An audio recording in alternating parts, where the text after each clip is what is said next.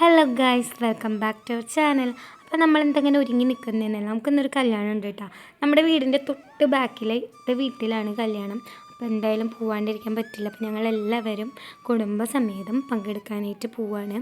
അപ്പോൾ ഞാനിക്കും ഉണ്ടായിരുന്നു കല്യാണം.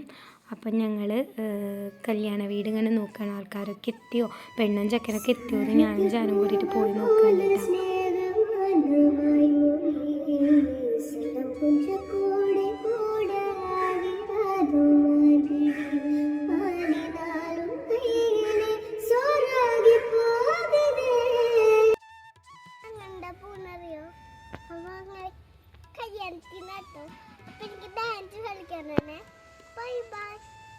ജാനു ഡാൻസ് കളിക്കുമോ?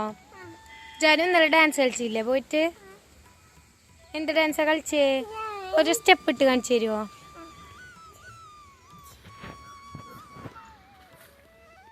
അപ്പം അങ്ങനെ നമ്മുടെ അമ്മയുടെ ഒരുക്കം കഴിഞ്ഞിട്ടുണ്ട്. എൻ്റെയും ജാനുവിൻ്റെ ആദ്യമേ കഴിഞ്ഞിട്ടുണ്ടായിരുന്നു. പക്ഷെ നാനിയുടെ ഒട്ടും കഴിഞ്ഞിട്ടുണ്ടായിരുന്നില്ല കേട്ടോ. ഞാൻ സാരി എടുത്തിട്ട് ഒട്ടും സെറ്റാവുന്നുണ്ടായിരുന്നില്ല. അച്ഛനാണെങ്കിൽ 1 മണിക്കൂറായിട്ട് പുറത്ത് നിൽക്കുകയാണ് കേട്ടോ. ഇതെന്താ കഴിഞ്ഞില്ലേ, സാരി എടുക്കാൻ ഇത്ര ടൈം വേണമെന്നൊക്കെ പറഞ്ഞിട്ട്. അപ്പോൾ എനിക്കാണെങ്കിൽ ചിരി വന്നിട്ട് ഞാനിന്ന് ഫുള്ള് ചിരിയിലായിരുന്നു കേട്ടോ. അപ്പം നമ്മുടെ കല്യാണ വീട്ടിലെത്തിയിട്ടുണ്ട്. ആദ്യം തന്നെ നമ്മൾ പെണ്ണിനും ചെക്കനും ഒന്ന് പോയിട്ട് കണ്ടു. എന്നിട്ട് നേരെ നമ്മൾ ഫുഡ് കഴിക്കാനായിട്ടാണ് കേട്ടോ പോയത്. അപ്പോൾ ഒരു ഭാഗത്ത് വെള്ളയപ്പം ഉണ്ടാക്കുന്നത്, മറ്റു ഭാഗത്ത് പൊറോട്ട ഉണ്ടാക്കുന്നത്. എന്തോരം എണ്ണയല്ല ഗൈസ് ഇവരൊക്കെ യൂസ് ചെയ്യുന്നത്. ഞാനിങ്ങനെ അത് നോക്കി നിൽക്കായിരുന്നു കേട്ടോ. നമ്മുടെ ഹെൽത്തൊക്കെ നല്ലോണം ശ്രദ്ധിക്കേണ്ട ടൈമാണ്. കാരണം അത്രയും എണ്ണയാണ് കേട്ടോ യൂസ് ആക്കുന്നത്. നമ്മൾ ഫുഡൊക്കെ കഴിക്കുമ്പോൾ നല്ലോണം ശ്രദ്ധിക്കണം.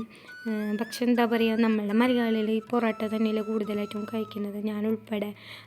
അതൊരു ഫേവറേറ്റ് ഫുഡല്ലേ നമ്മുടെ.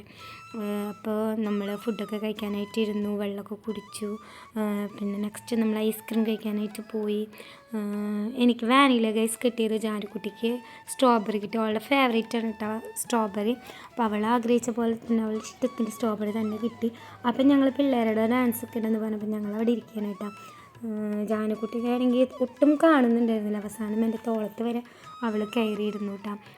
എന്ത് രസത്തിലെ പിള്ളേർ ഡാൻസൊക്കെ കളിക്കുന്നില്ല. എനിക്ക് ഡാൻസ് കളിക്കാൻ ഭയങ്കര ഇഷ്ടമാണ്. പക്ഷെ എനിക്കറിയില്ല ഗൈസ് എന്ത് ചെയ്യാനാണ്.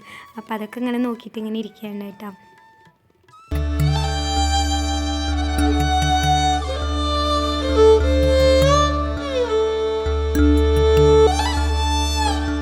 അപ്പോൾ ഇതായിരുന്നു കേട്ടോ അവസ്ഥ.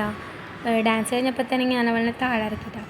അപ്പോൾ ഇനി കുറച്ച് നേരം കൂടി ഇരുന്നിട്ട് നമ്മൾ നേരെ വീട്ടിലോട്ട് പോകാൻ കേട്ടോ ചെയ്തത്.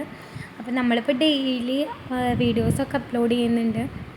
അപ്പോൾ നമ്മളെല്ലാവരും സപ്പോർട്ട് ചെയ്യുക. ആദ്യമായിട്ട് കാണുന്നവരാണെങ്കിൽ സബ്സ്ക്രൈബ് ചെയ്യുക. അപ്പോൾ താങ്ക് യു ഓൾ.